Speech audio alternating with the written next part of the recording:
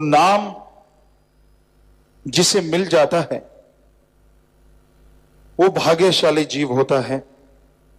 जिस तरह कीचड़ में कमल खिल जाता है, उसी तरह इस घोर कलयुग में परमपिता परमात्मा का नाम लेने से कीचड़ में त्रिलोकी के चक्कर में फंसी हुई जीवात्मा भी कमल की तरह खिल जाया करती है।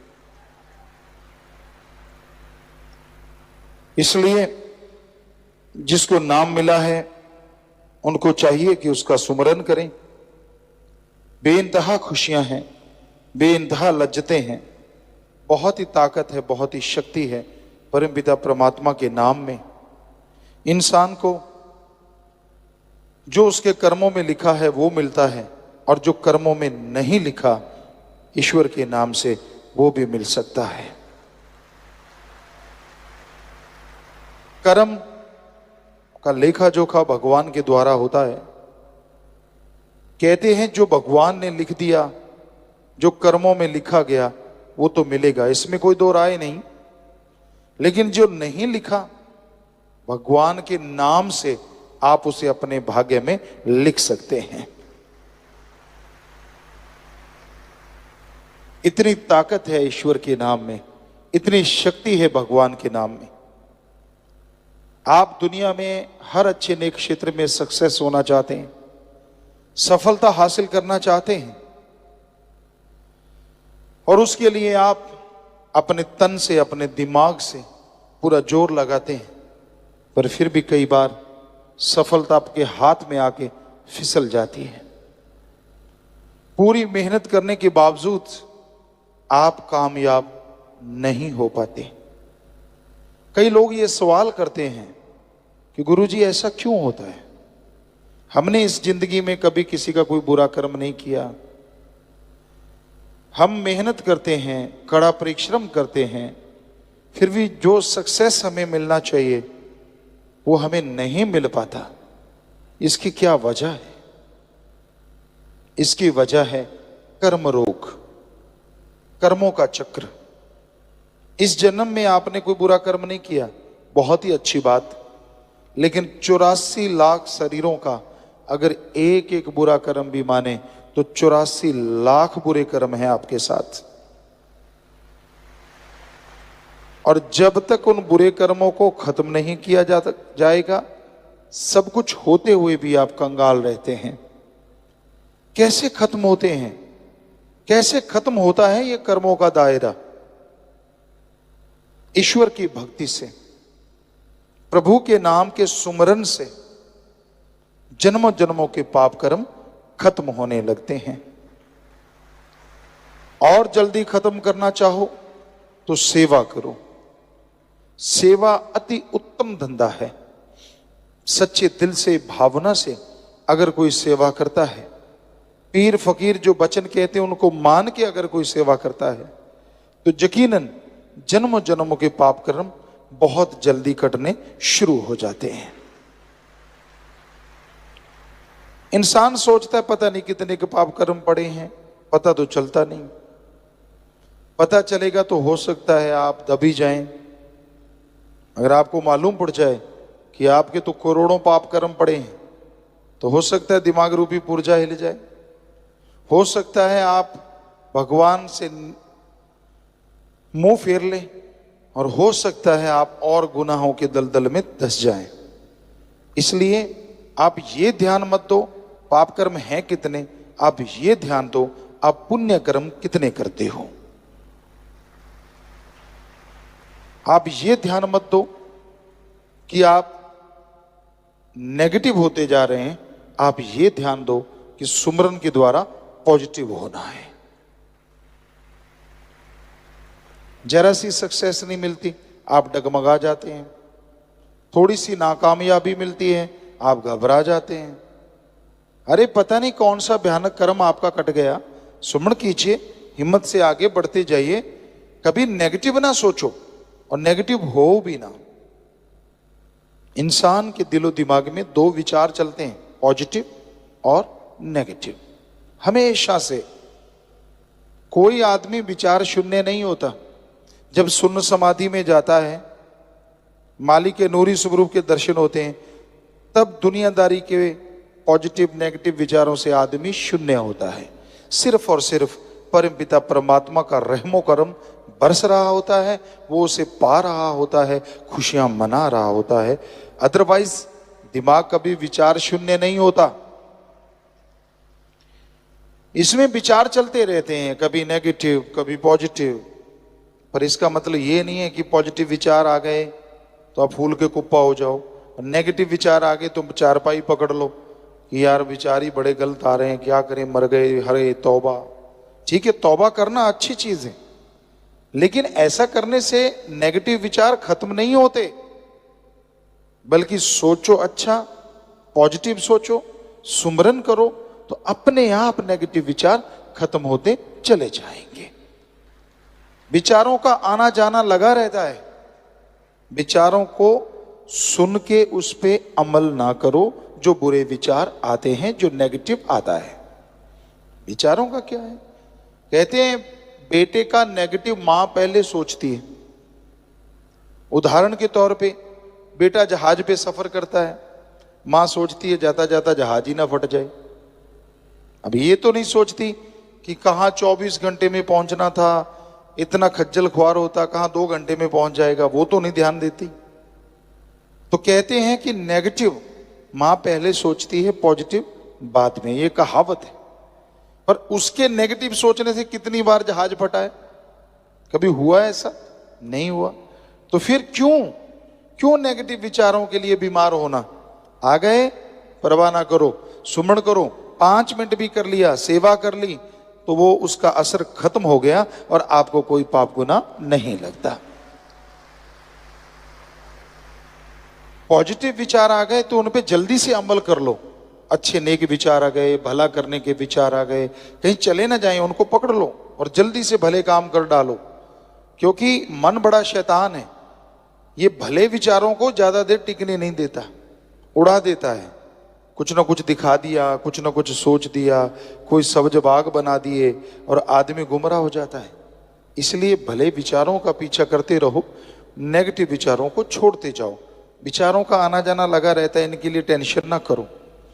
ये तो एक आम क्रिया प्रतिक्रिया है जो इंसान के अंदर चलती रहती है, बस सुमन करते रहो। सेवा जिनको मिलती है वो अति भाग्यशाली है, बाकी उनके जन्मों जन्मों की भक्ति है। इस कलयुग में सेवा करना बड़ा मुश्किल है। वचनों पे रह के जो सेवा करते हैं, यकीनन मालिक उनके जन्मों जन्मों के पाप कर्म काट देते हैं और दया में रहमत से माला माल कर देते हैं। तो इसलिए भले कर्म करो, अच्छे कर्म करो, मालिक से मालिक को मांगा करो, ताकि मालिक की तमाम खुशियां जो आपके लिए लिखी हैं आपकी झोली में आए, और जो नहीं लिखी वो सुमरन से, सेवा से आप लिख डालो, ताकि वो खुशियां भी मिलें जिसकी आपने कभी कल्पना भी नहीं की होती। दिखावे से भगवान रीझते नहीं, खुश नहीं होते। इंसान को दिखावे से प्रभावित कर सकता है। अच्छे कपड़े पहन लिए, बोलने का सलीका आ गया, थोड़ा दिखाने का ढंग आ गया, आदमी को प्रभावित कर सकता है। लेकिन भगवान को, अल्लाह वाहिगुरु को आप इन तरीकों से प्रभावित नहीं कर सकते। उसको प्रभावित करने के लिए, ताकि वो आपको दिखने लगे, ताकि वो आपके हर अच्छे कार्य में साथ दे और बुराई से आपको रोक ले, ताकि जिंदगी में बहारें छाई रहें, ताकि कभी गम आने ही ना पाए, ऐसा अगर चाहते हो तो भक्ति तो करनी पड़ेगी। आधा घंटा सुबह, आधा घंटा शाम कम से कम, और महीने में 5-4 दिन परहित परमार्थ। भूखों को खाना खिलाओ, प्यासे की प्यास बुझाओ, बीमारों का इलाज करवाओ। ये है सच्चा दान। कोई गरीब है उसको विद्या दान दो, खून दान दो, मरणोपरांत बॉडी डोनेट, आंखें दान दो। ये है सच्चा दान। अगर कर सको, अगर हिम्मत है आप में, तो ये करके दिखाओ। अपने इर्द गिर्द अपने हाथों से भूखे को खाना खिलाना, या फिर संत पीर फकीर कहीं उस तरह इकट्ठे होके कोई, जैसे साध संगत ने फूड बैंक खोला है, टॉय बैंक खोला है, बुक बैंक, जैसे भी आप कर सकते हैं उसमें हिम्मत कीजिए। यकीन मानिए मालिक की औलाद की सेवा करोगे तो इनडायरेक्टली वो मालिक की सेवा है और बदले में वो खुशियां जरूर बख्श देते हैं। पर आज की दुनिया बड़ी सेल्फिश है, बहुत बहुत ज्यादा गर्जी है। अपना उल्लू सीधा करने के लिए वो किसी भी हद तक गिर सकते हैं। उनको कोई मतलब नहीं है भगवान से, उनको कोई मतलब नहीं है संत पीर फकीर से। उनका तो एक ही मुद्दा होता है, मेरा ग्रेड अप कैसे होगा, मैं दुनिया की निगाह में बड़ा कैसे हो जाऊं, लोग क्या कहेंगे मुझे, कैसे बड़ा बन सकता हूं। इस तरह की चीजें लोगों के दिमाग में आ जाती हैं तो अपने खुद के लिए दुखों का कारण बन जाते हैं। जमीर मर गया, कहते हैं इसका जमीर मर गया, इसकी आत्मा मर गई, जो सिर्फ और सिर्फ रोबोट बन जाते हैं, मशीन। कोई भी कार गाड़ी आप चलाते हैं, उसमें पेट्रोल डालिए तो वो चलती रहती है, पेट्रोल खत्म हुआ तो पेट्रोल पंप पे लगा दिया, फिर से पेट्रोल भरा और गाड़ी फिर चलनी शुरू हो गई। उसी तरह आज के कुछ इंसान हैं जो ठगी, बेईमानी, भ्रष्टाचार, ब्लैकमेलिंग का धंधा अपनाए हुए हैं, जिनका काम ही ये होता है कैसे किसी को नीचा दिखाया जाए, कैसे किसी का घात किया जाए। वो घात लगा के बैठे रहते हैं कि मैं इसको गिराऊं कैसे। गिरे हुए को नहीं उठाते, चलने वाले के अड़ंगी लगा के गिराना उनका काम होता है। ऐसे लोग नर पिचास नहीं तो और क्या है। क्या वो अपने आप को इंसान कहलाते हैं? इनसे तो शैतान भी अच्छे होते हैं। कम से कम जो उनके दायरे में जाता है उन्हीं पे अटैक करते हैं, लेकिन इनका तो कोई दायरा ही नहीं होता। कहीं जाके किसी को भी ब्लैकमेल, किसी को भी नीचा दिखाना उनकी आदत बन जाती है। उनको अच्छी चीजें अच्छी नहीं लगती, उनकी निगाह हमेशा गंदगी ढूंढती है, क्योंकि जो खुद होता है उसको वैसी चीज की तलाश रहती है।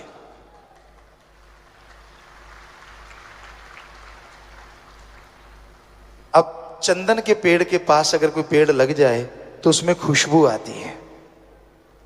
काग को, कौवे को जितना मर्जी सफेदी से पूत दो, वो कूड़े करकट के ढेर में चोंच मारने से बाज नहीं आता। हंस कहते हैं पानी में से दूध निकाल के पी लेता है। तो इस दुनिया में हंस भी हैं लोग और काग भी हैं लोग। हंस जो होते हैं, कमल जो होता है, वो गंदगी कीचड़ में भी खिल के आभा दिखाता है, और काग जो होता है वो 36 प्रकार के भोजन को खाएगा तो सही, और उसे जो मजा कूड़े करकट के ढेर में आता है वो 36 प्रकार के भोजन में नहीं। इसी तरह के लोग हैं इस दुनिया में। एक होते हैं कि जो अच्छाई देखना चाहते हैं, सच्चाई देखना चाहते हैं, और एक होते हैं जो गंदगी को सच्चाई बनाना जानते हैं। तो तरह तरह की दुनिया है, लेकिन एक भक्त को क्या करना चाहिए ऐसे समाज में या हाथ को हाथ खाए जा रहा है, यकीन के लायक कोई नजर ही नहीं आता। आपसे हंस के बोलेंगे, हाथ मिलाएंगे, पता नहीं जाते कब आपकी जेब काट के ले जाएंगे। मतलब आपको नीचा दिखाने का सामान इकट्ठा कर लें, क्या पता। अगर आप सही हैं तो सबका सत्कार करो, इज्जत करो, सबसे बेगर्ज प्यार करो, क्योंकि जो गर्जी प्यार होता है ना वो टूट ही जाता है एक ना एक दिन, और जो बेगर्ज मोहब्बत होती है वो हमेशा बनी रहती है। सबसे बेगर्ज मोहब्बत भगवान की है।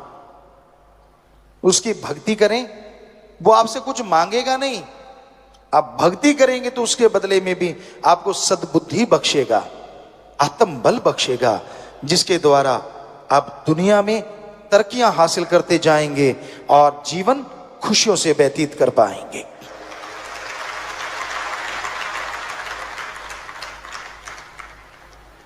आंखों को इस काबिल बनाओ कि आप लोगों के गुणों को देख पाओ। बुद्धि दिमाग को इस काबिल बनाओ कि आप लोगों के गुण ग्रहण कर पाओ। आपको एक थ्योरी कई बार समझाई जो कि सच है। अगर आप अपने अंदर की कोई चीज देखते हो और बार बार अपनी किसी चीज को दोहराते रहते हो, वो आपके अंदर से चली जाती है। दूसरों की किसी चीज को अगर बार बार गाते हो, वो आपके अंदर आ जाती है। उदाहरण के तौर पे, अगर आप अपने अंदर के गुणों को ही देखते रहते हो, मैं बड़ा गुणवान, मैं ये हूं, मैं वो हूं, धीरे धीरे वो अहंकार का रूप धारण कर लेते और अवगुण हो जाते हैं। हां, अगर आप अपने अंदर के अवगुण देखते हो कि यार मेरे में ये कमी, मेरे में वो बुरी आदत, कभी अपने लिए टाइम निकाला करो। रोज 24 घंटे में 5-7 मिनट इकट्ठे बैठ के, इकल्ले बैठ के, एकांत में सोचो तेरे में क्या कमियां हैं, कौन सी बैड हैबिट है आप में, और फिर भक्ति से उसे बार बार देख के दूर करने की कोशिश करोगे। सच मानो वो आपके अंदर से चली जाएगी। अब दूसरों की जो गाओगे वो आपके अंदर आएगा। दूसरों के अवगुण गाते रहते हो, सारा दिन आपका काम ये है कि दूसरों के अवगुण देखना, उनकी बुराइयां देखना, बुराई सोचना, बुराई के बारे में बात करना, चुगली, निंदा। तो यकीन मानो वो सारी बुराइयां आप में धीरे धीरे आनी शुरू हो जाएंगी। तो दूसरों में देखो गुण, यार उसमें ये गुण है, उसमें वो गुण है, फला आदमी इतना गुणवान है, उसकी ये आदत मुझे अच्छी लगी। उसको बार बार दोहराओगे तो वो गुण, वो अच्छी आदतें आप में आती जाएंगी, आप गुणवान बनते जाओगे और दोनों जहान में इज्जत पाओगे, खुशियां पाओगे। दूसरों के अवगुण कभी ना गाओ और अपनी बड़ाई ज्यादा मत गाया करो। यही रूहानियत है, यही सूफियत है। आप आनंद परमानंद की प्राप्ति करना चाहते हैं तो बहुत जरूरी होता है आप अपनी आदतों पे कंट्रोल करो। क्या ये इतना आसान है? हैबिट चेंज करना, आदतें बदलना बहुत बहुत मुश्किल होता है।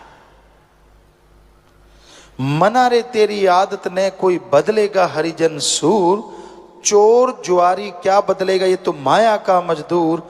मना रे तेरी आदत ने कोई बदलेगा हरिजन सूर। चोर जुआरी बुरे कर्म करने वाले अपनी आदतों को बदल नहीं सकते। जो हर समय नेगेटिव नेगेटिव नेगेटिव ढूंढते रहते हैं, वो अपनी नेगेटिव थिंग को कभी बदल नहीं सकते, नेगेटिव या बैड हैबिट को चेंज नहीं कर सकते। हां, हरि भगवान या फिर हरि जन, उसका कोई आदमी जो उसकी भक्ति करता है, शूरवीर योद्धा, वो अपनी आदतों को बदल सकते हैं। एक कहावत है, पशुओं को रस्सा चबाने की आदत पड़ जाए, उसके आगे जितने मर्जी पकवान रख दो वो रस्सा ही चबाएगा।